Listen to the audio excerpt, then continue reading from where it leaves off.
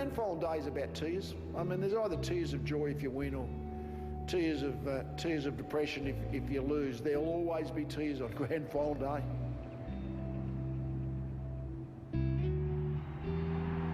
There's winners and there's losers, and the gulf between the two is the greatest margin in sports. A victory and a loss is so comprehensively divided. You don't want to remember a loss. You almost drift away from those teammates. But a victory bonds you forever. It's the best day of the year. It's why every player plays footy. Stevie Johnson, a great example, leading into the 2007 grand final. Kenny Hinkley, assistant coach of the time, I said, Stevie, how are you feeling? And he looked at Kenny and said, Kenny, don't be silly. God put air in my lungs to play a grand final day. All the way with Stevie J. Steve Johnson. Some of the biggest names in football have played the game the night before a match or the week before a match and haven't been able to come to grips with the intensity of the game because of expectation. I couldn't sleep the night before. I spent the whole week before the grand final trying to think about anything but football, and the last thing you think of before you actually nod off to sleep is football, and then when you wake up in the middle of the night, it's the first thing you think about again. If you thought too much about the consequences, you'd just be a nervous wreck. To tell them to think it's another game is the wrong thing to say, because it's not just another game.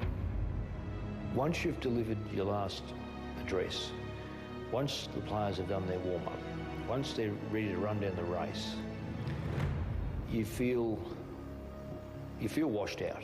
I seem to have a cold exterior, which never seemed to reflect emotions I was feeling. Most of the time when I walked up to the coach's box, I would be saying to myself, be relaxed, don't get stressed, don't get too tense because you don't think as clearly. It is a day of heroics, and the game tightens up. Spaces that you've had other times when you've played, they disappear, they evaporate. Totally bemused by people who said, go out there, you've got nothing to lose. Well, I've got news for you. You've got everything to lose. Calmest people in the stadium appear to be the players because they've got a sense of control. If you really want to pay the price, it's going to come at a massive cost. You win the premiership. It's the ultimate in AFL football. But it was also the last game I'd ever play. You love these guys you play with. You love your teammates, and I was never going to do that again.